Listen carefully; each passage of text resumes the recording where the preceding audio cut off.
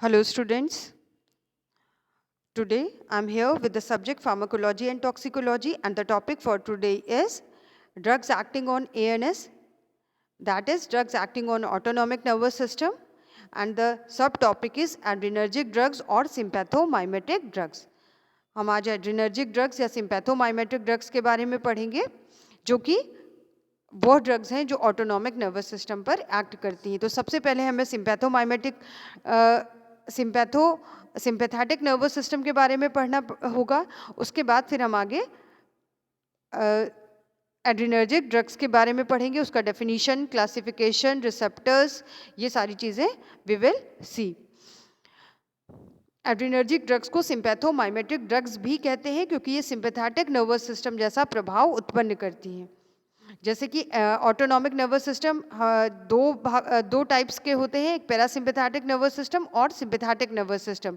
जो parasympathetic nervous system है वो रेस्ट एंड डाइजेस्ट कंडीशन में कार्य करता है, स्टिमुलेट होता है ज़्यादा, और जो ये सिम्पैथेटिक नर्वस सिस्टम है ये फाइट और फ्लाइट कंडीशन में स्टिमुलेट होता है या इमरजेंसी कंडीशन या स्ट्रेस कंडीशन में ज़्यादा कार्य करता है, स्टिमुलेट होता है, ज़्यादा एक्टिव हो जाता है।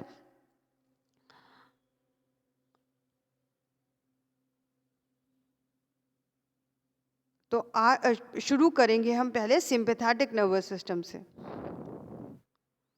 Sympathetic nervous system. The sympathetic nervous system is one of the main division of the autonomic nervous system.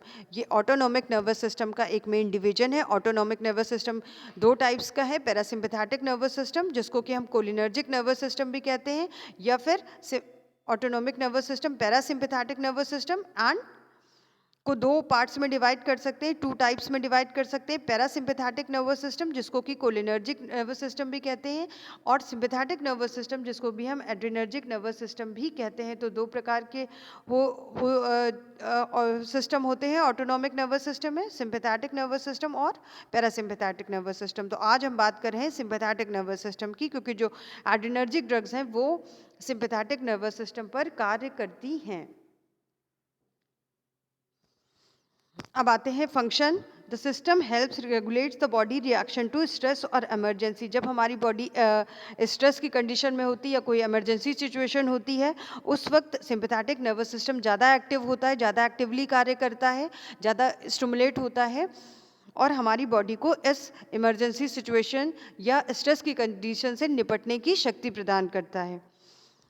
During times of stress, the system releases chemical messengers from the adrenal gland. इस दौरान जब stress की condition होती है या emergency की situation होती है तो उस दौरान सिस्टम कुछ केमिकल मैसेंजर्स रिलीज करता है एड्रिनल ग्लैंड से। These chemical messengers act on the body to increase heart rate. ये chemical messengers हमारी बॉडी पर कार्य करते हैं और क्या क्या प्रभाव उत्पन्न करते हैं? हार्ट रेट को इंक्रीज करते हैं, स्वेटिंग को बढ़ाते हैं, ब्रीदिंग रेट को बढ़ाते हैं, और डाइजेशन का जो प्रोसेस होता है, जो एनर्जी हमारी डाइजेशन प्रोसेस में लग रही होती है उसको बचाने के लिए ये डाइजेशन प्रोसेस को स्लो कर देते हैं, ताकि वो एनर्जी बच करके हम उस स्थिति से, स्ट्रेस या इमरजेंसी की स्थिति से निपटने के लिए उपयोग करें। This is sometimes called the fight और फ्लाइट रिस्पॉन्स। तो इसीलिए इसको हम फ्लाइट और फाइट रिस्पॉन्स कहते हैं। इसको फाइट यानी कि लड़ने की शक्ति हमें इमरजेंसी या स्ट्रेस से लड़ने की शक्ति प्रदान करता है सिंपैथेटिक नर्वस सिस्टम।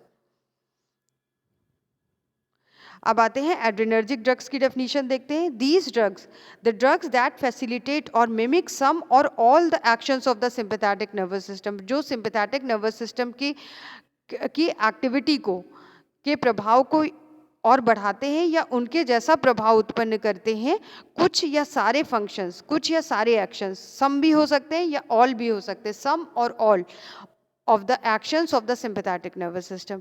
तो ऐसे ड्रग्स को हम एड्रिनर्जिक ड्रग्स कहते हैं। These are also called as sympathomimetic drugs. इन्हीं को हम सिंपैथोमाइमेटिक कहते हैं या सिंपैथोमाइमेटिक्स ड्रग्स भी कहते हैं। They do so either by mimicking the action of the chemical messengers epinephrine and norepinephrine or by stimulating their release. ये दो तरह से कार्य कर सकते हैं, या तो केमिकल मैसेंजर्स एपिनेफ्रिन और नॉर एपिनेफ्रिन जैसा कार्य कर सकते हैं, उनके एक्शन को मिमिक कर सकते हैं। मिमिक का मतलब होता है कॉपी कर सकते हैं उनको, उनके जैसा प्रभाव उत्पन्न कर सकते हैं, या फिर एपिनेफ्रिन और नॉर एपिनेफ्रिन की रिलीज़ को बढ़ा सकते हैं, रिलीज़ को और ज़्यादा बढ़ा सकते हैं ताकि वो ज़्यादा मात्रा में बने और फिर उसके बाद अपना प्रभाव ज़्यादा देर के लिए उत्पन्न कर सके for a long period of time. और या तो फिर ये कंबाइंड इफेक्ट भी दे सकते हैं, दोनों चीज़ कर सकते हैं। तो एपिनेफ्रिन और नॉन एपिनेफ्रिन क्या है? ये न्यूरोट्रांसमीटर्स हैं जो कि सिंपैथेटिक नर्वस सिस्टम पर कार्य करते हैं और ये एड्रिनल ग्लैंड द्वारा बनाए जाते हैं। These drugs are used in many life threatening conditions। जब हमारी लाइफ थ्रेटनिंग मतलब जब जीवन को खतरा होता है, उस कंडीशन में ये उपयोग किए जाते हैं, तब ज़्यादा उपयोग किए जाते हैं, इंक्लूडिंग कार्डियक अरेस्ट, जब हार्ट अटैक होता है, हार्ट ठीक से प्रॉपरली फंक्शन नहीं कर रहा होता, शॉक की कंडीशन में, एस्थमेटिक अटैक में रेस्पिरेशन प्रॉपर नहीं होता है, व्यक्ति को सांस लेने में दिक्कत होती है, या फिर किसी एलर्जिक रिएक्शन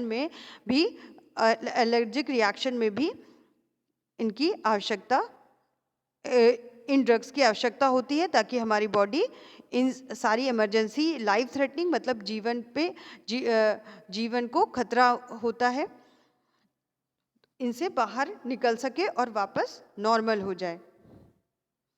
अब आते हैं classification of adrenergic drugs. Based on the presence और absence of catechol nucleus, these drugs can be classified as catecholamines and non catecholamines. तो कैटेकोल न्यूक्लियस क्या है? 3,4 डाईहाइड्रोक्सी बेंजीन, इसको कहते हैं कैटेकोल न्यूक्लियस, यानी बेंजीन रिंग में 3rd और 4th पोजीशन पे हाइड्रोक्सी ग्रुप प्रेजेंट है, 2 हाइड्रोक्सी ग्रुप प्रेजेंट है, उनको कहते हैं उसको कहते हैं कैटेकोल न्यूक्लियस। हम आगे इसका स्ट्रक्चर भी देखेंगे। एग्जाम्पल देख लें, एड्रिनलिन जिसको आप एपिनेफ्रिन भी कह सकते हैं, नॉर एड्रिनलिन जिसे नॉर एपिनेफ्रिन भी कहते हैं, डोपामीन, आइसोप्रिनलिन, ये सारे ड्रग्स हैं जिसमें कैटेकोल न्यूक्लियस प्रेजेंट होता है। फिर non catecholamines, ephedrine, amphetamine, methyl amphetamine, mephentermine, hydroxy amphetamine, phenylephrine, these are the example of non catecholamines, यानी इनमें कैटेकोल न्यूक्लियस नहीं होता, इनमें कैटेकोल न्यूक्लियस नहीं होता। अब आते हैं एड्रिनर्जिक रिसेप्टर्स। एड्रिनर्जिक रिसेप्टर्स 2 प्रकार के होते हैं, alpha receptors and beta receptors. तो अल्फा रिसेप्टर्स को आर एक्साइटेटरी, यानी कि ये हर जगह एक्साइटेशन उत्पन्न करते हैं, स्टिमुलेट करते हैं, सारी जगह की एक्टिविटी को बढ़ाते हैं, एवरीवेयर एक्सेप्ट द गट और इंटेस्टाइन। ये इंटेस्टाइन की एक्टिविटी को डिक्रीज करते हैं, जो स्मूथ मसल्स होती हैं उसको रिलैक्स करते हैं। और beta receptors are inhibitory everywhere, जहाँ जहाँ पे भी बीटा रिसेप्टर्स प्रेजेंट होते हैं वो वहाँ पे इनहिबिशन करते हैं, यानी कि एक्टिविटी को डिक्रीज करते हैं, वहाँ की जो कार्य होते हैं उनको घटाते हैं, एक्सेप्ट द हार्ट। लेकिन हार्ट में जो बीटा रिसेप्टर्स प्रेजेंट होते हैं वो हार्ट की एक्टिविटी को बढ़ाते हैं। तो ये एक जनरल लाइन्स है इन दोनों रिसेप्टर्स के बारे में। अब आगे देखते हैं इनके सब टाइप्स क्या है एड्रिनर्जिक रिसेप्टर्स के। अल्फा रिसेप्टर्स के 2 प्रकार के होते हैं, अल्फा 1 और अल्फा 2। बीटा रिसेप्टर्स 3 प्रकार के होते हैं, beta 1, beta 2, beta 3। Major effector tissues कहाँ कहाँ पे असर दिखाते हैं, ये कहाँ पे इनका प्रभाव उत्पन्न करते हैं, कहाँ कहाँ पे ये प्रेजेंट होते हैं, उन टिश्यूज़ का नाम है अल्फा 1 SM यानी स्मूथ मसल्स और स्फिंक्टर्स पे प्रेजेंट होते हैं। और ये क्या, इनका फंक्शन क्या है? कॉन्ट्रैक्शन, ये कॉन्ट्रैक्शन यानी कॉन्ट्रैक्शन उत्पन्न करते हैं, कॉन्ट्रैक्शन ऑफ स्मूथ मसल्स या कॉन्स्ट्रिक्शन एंड कंस्ट्रिक्शंस ऑफ इंस्फिक्टर्स को कॉन्स्ट्रिक्ट करते हैं और स्मूथ मसल्स को कॉन्ट्रैक्शन उत्पन्न करते हैं। अल्फा 2 रिसेप्टर्स प्रेजेंट होते हैं नर्व एंडिंग्स पे, और इनका काम क्या है? ये न्यूरोट्रांसमीटर्स की रिलीज़ को डिक्रीज़ करते हैं, वहाँ पे न्यूरोट्रांसमीटर की रिलीज़ को बाधित करते हैं, ब्लॉक करते हैं, वहाँ पे न्यूरोट्रांसमीटर की रिलीज़ को कम करते हैं। बीटा 1 रिसेप्टर्स कहाँ प्रेजेंट होते हैं? कार्डियक मसल में और किडनी में। और कार्डियक मसल में जब ये प्रेजेंट होते हैं तो हार्ट रेट को बढ़ाते हैं और force of contraction of heart को बढ़ाते हैं, हार्ट रेट और force of contraction of heart को बढ़ाते हैं। किडनी में क्या करते हैं? Increase renin secretion. रेनिन एक हार्मोन है जो कि बीपी को इंक्रीज करने के लिए ज़रूरत होती है, जो बीपी को इंक्रीज करता है, बीपी को कंट्रोल करता है रेनिन हार्मोन। तो ये जो है रेनिन सिक्रीशन को बढ़ाता है ताकि हमारा बीपी जो है पे प्रभाव उत्पन्न कर सकें। Beta 2 receptors smooth muscles including bronchi, bronchi में क्या करते हैं, ये ब्रोंक्यूल्स की, ब्रोंकाई की जो स्मूथ मसल्स हैं उनको रिलैक्स करते हैं। लीवर में क्या काम करते हैं, इंक्रीज ग्लूकोनियोजेनेसिस। ग्लूकोनियोजेनेसिस क्या है, formation of glucose from non carbohydrate source. जब ग्लूकोज का फॉर्मेशन होता है किसी नॉन कार्बोहाइड्रेट सोर्स से, तब उसको कहते हैं ग्लूकोनियोजेनेसिस। ये बॉडी इमरजेंसी कंडीशन में ये प्रोसेस एक्टिव होता है ग्लूकोनियोजेनेसिस, या जब बहुत दिनों से ग्लूकोज नहीं मिला हो, जब बहुत दिनों से व्यक्ति स्टार्व कर रहा हो या बहुत दिनों से भूखा हो, उसे खाना ना खाया हो ठीक से, तब ग्लूकोनियोजेनेसिस का प्रोसेस एक्टिव होता है। फिर ग्लाइकोजिनोलाइसिस यानी कि break down of glycogen into glucose. Glycogen glucose में ज़्यादा परिवर्तित होता है क्योंकि हमें स्ट्रेस या इमरजेंसी कंडीशन में ज़्यादा ग्लूकोज की आवश्यकता होती है। फिर स्केलेटल मसल्स में बीटा 2 रिसेप्टर्स प्रेजेंट होते हैं। इट इज ग्लाइकोजिनोलाइसिस एंड के प्लस अपटेक। ये ग्लाइकोजेनेस यानी ग्लाइकोजन को ब्रेक डाउन करती है ग्लूकोज में और पोटेशियम आयन के अपटेक को बढ़ाती है। पोटेशियम आयन स्केलेटल मसल्स में स्केलेटल मसल्स में इनका अपटेक बढ़ जाता है। इसका मतलब ये स्केलेटल मसल्स को भी, स्केलेटल मसल्स को इसका क्या प्रभाव होगा स्केलेटल मसल्स पे, ये जो है जो न्यूरोमस्कुलर ट्रांसमिशन है उसको बढ़ाती है और फटीग, जो स्केलेटल मसल्स की फटीग की कंडीशन से भी हमको राहत दिलाती है। आडिपोज में, आडिपोज टिश्यू, इसमें लाइपोलाइसिस को, ब्रेक डाउन ऑफ लिपिड्स को इंक्रीज करती है। तो ये हो गए हमारे एड्रिनर्जिक रिसेप्टर्स। अब आते हैं कैटेकोलामाइंस पे। The name catecholamines is based on their chemical structure. Chemical structure जिसमें hydroxy groups at the 3 and 4 position of a benzene ring, benzene ring के 3 और 4 पोजीशन पे हाइड्रोक्सी ग्रुप प्रेजेंट होते हैं, जैसे इसमें दिखाया गया है रेड कलर से। 3 और 4 पोजीशन पे ये पूरा दिस इज कैटेकॉल न्यूक्लियस, और alpha position and beta position है, और ये एफिड्रिन का स्ट्रक्चर है। तो ये catechol nucleus, catechol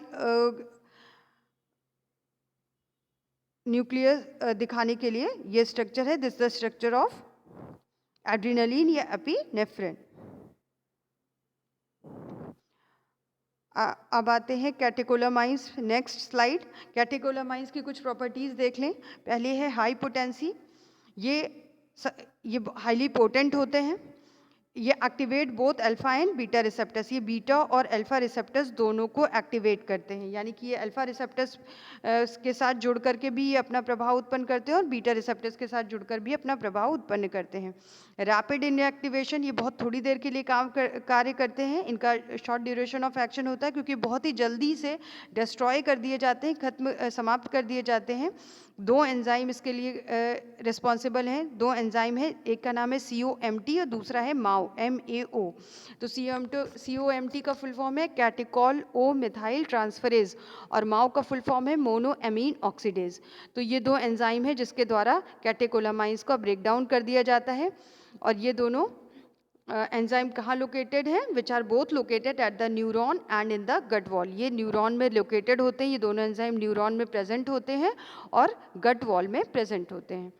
catecholamines are not effective when given orally. अगर कैटेकोलामाइंस को, जैसे एड्रिनलिन है, जो ड्रग कैटेकोलामाइन ड्रग है, उनको अगर आप ओरली देंगे तो वो इफेक्टिव नहीं है, वो प्रभाव उत्पन्न नहीं करेंगी।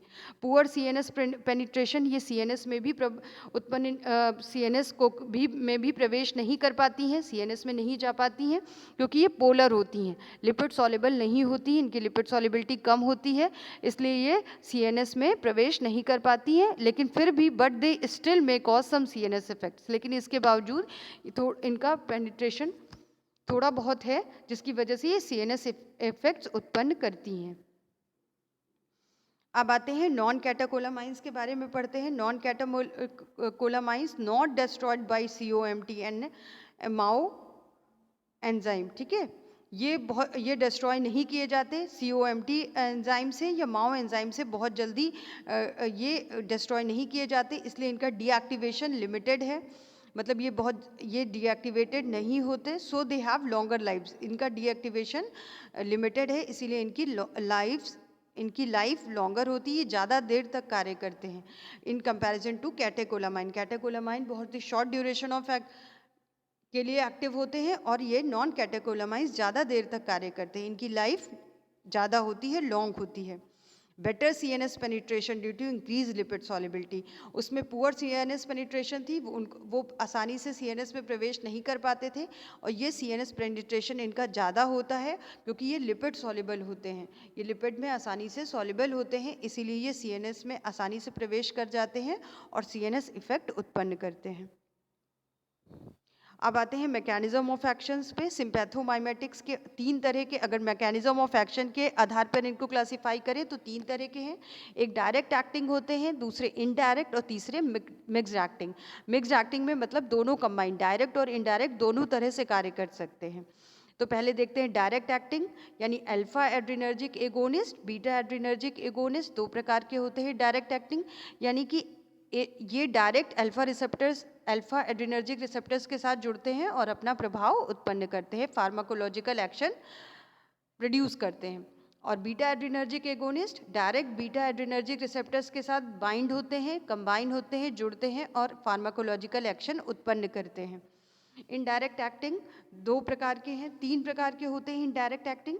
Drugs that block nor epinephrine Uptake, वो ड्रग्स जो नॉर एपिनेफ्रिन अपटेक को ब्लॉक कर देते हैं, यानी नॉर एपिनेफ्रिन की जो मात्रा है वो वहाँ पे मेंटेन रहती है, नॉर एपिनेफ्रिन दोबारा से न्यूरॉन्स में न्यूरॉन्स में अपटेक उसका नहीं हो पाता। सेकेंड नंबर है drugs that inhibit enzymatic breakdown of nor epinephrine का ब्रेकडाउन नहीं होने देती एंजाइम द्वारा, जिसकी वजह से नॉर एपिनेफ्रिन की मात्रा बराबर बनी रहती है, जितनी मात्रा होती है वो मेंटेन रहती है और नॉर एपिनेफ्रिन की एक्टिविटी बढ़ जाती है, ज़्यादा देर तक उसकी एक्टिविटी बनी रहती है। Drugs that facilitate nor epinephrine release, वह ड्रग्स जो नॉर एपिनेफ्रिन न्यूरोट्रांसमीटर की रिलीज को बढ़ाते हैं, यानी नॉर एपिनेफ्रिन ज़्यादा मात्रा में रिलीज होने लगता है, नॉर एपिनेफ्रिन ज़्यादा मात्रा में बनता है। तो ये 3 तरह के इनडायरेक्ट एक्टिंग ड्रग्स हैं, ये रिसेप्टर्स पे नहीं जुड़ते, लेकिन ये नॉर एपिनेफ्रिन जो ड्रग्स जो नॉर एपिनेफ्रिन न्यूरोट्रांसमीटर है उसको उसके द्वारा कार्य करते हैं। फिर मिक्स्ड एक्टिंग है, both direct and indirect actions, वो दोनों तरह से प्रभाव डालते हैं। डायरेक्ट भी काम कर सकते हैं, वो एड्रिनर्जिक अल्फा और बीटा रिसेप्टर्स पर जुड़ सकते हैं और नॉर एपिनेफ्रिन न्यूरोट्रांसमीटर्स की रिलीज को भी बढ़ा सकते हैं, या फिर नॉर एपिनेफ्रिन के ब्रेकडाउन को रोक सकते हैं, या फिर उसका अपटेक रोक सकते हैं। तो ये दोनों तरह से कार्य करते हैं मिक्स्ड एक्टिंग सिंपैथोमाइमेटिक ड्रग्स। अब आते हैं मैकेनिज्म ऑफ एक्शन, इसको वर्ड्स में देख लें किस तरह से लिखा हुआ है।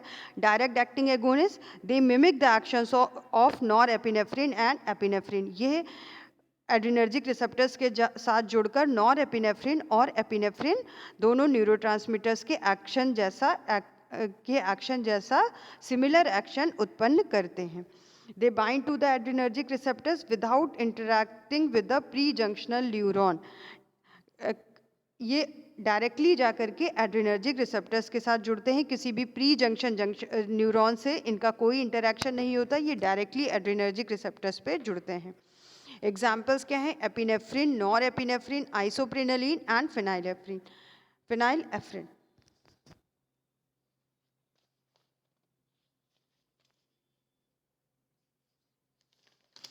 ये जो एपिनेफ्रिन है ये नॉर एपिनेफ्रिन से ही सिंथेसाइज होती है, तो norepinephrine is a precursor of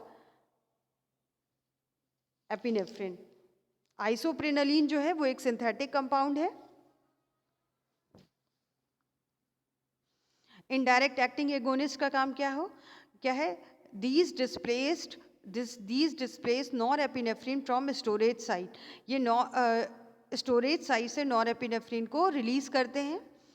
तो इनका फॉर एग्जांपल ये कौन कौन से ड्रग हैं जो ऐसा करते हैं? For example amphetamine, amphetamine, hydroxy amphetamine and tyramine, ये ड्रग्स जो है नॉर एपिनेफ्रिन को उसके स्टोरेज साइट से निकालते हैं, डिस्प्लेस करते हैं, रिलीज करते हैं। Block the uptake of norepinephrine at storage site, और स्टोर के लिए स्टोरेज साइट पे जहाँ पे नॉरएपिनेफ्रिन स्टोर होती है वहाँ से उसको अपटेक नहीं होने देते, उसको वहाँ पे नहीं जाने देते। For example cocaine, tricyclic anti depressants, serotonin and norepinephrine reuptake inhibitors, SNRI drugs. SNRI drugs होते हैं जो सेरोटोनिन और नॉरएपिनेफ्रिन दोनों न्यूरोट्रांसमीटर्स के रीअपटेक को ब्लॉक करते हैं या बाधित करते हैं। और ट्राईसाइक्लिक एंटी डिप्रेसेंट्स ये वो ड्रग्स हैं जो एंटी डिप्रेसेंट की तरह कार्य करते हैं, लेकिन इसमें जो है ट्राईसाइक्लिक है, इसका मतलब इसमें 3 साइकिल्स प्रेजेंट होती हैं। Inhibit enzymatic breakdown of norepinephrine, for example monoamine oxidase inhibitors, phenelzine. तो ये क्या करते हैं, नॉरएपिनेफ्रिन का एंजाइम्स द्वारा ब्रेकडाउन नहीं होने देते, उसको डिस्ट्रॉय नहीं होने देते, जिसके एग्जांपल है माओ इनहिबिटर्स यानी कि monoamine oxidase inhibitor, and the drug is phenelzine. अब बात है mixed action agonist. They show combined action of direct and indirect acting agonist. ये दोनों का कंबाइंड इफेक्ट प्रोड्यूस करते हैं। दीज कॉजेज बोथ एक्टिवेशन और स्टिमुलेशन ऑफ एड्रिनर्जिक रिसेप्टर्स को स्टिमुलेट करते हैं by direct binding to these receptors, and also displace norepinephrine from storage sites.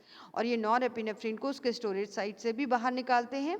इसका मतलब ये रिलीज करते हैं, नॉरएपिनेफ्रिन की रिलीज को बढ़ाते हैं। That is release of endogenously stored norepinephrine from presynaptic terminals. Presynaptic terminal से ये norepinephrine के release को बढ़ाते हैं. For example, ephedrine and pseudoephedrine. Thank you, children. I hope you must have understood the topic today. Go through the video, take it down in your notebook, learn it. Thank you, students.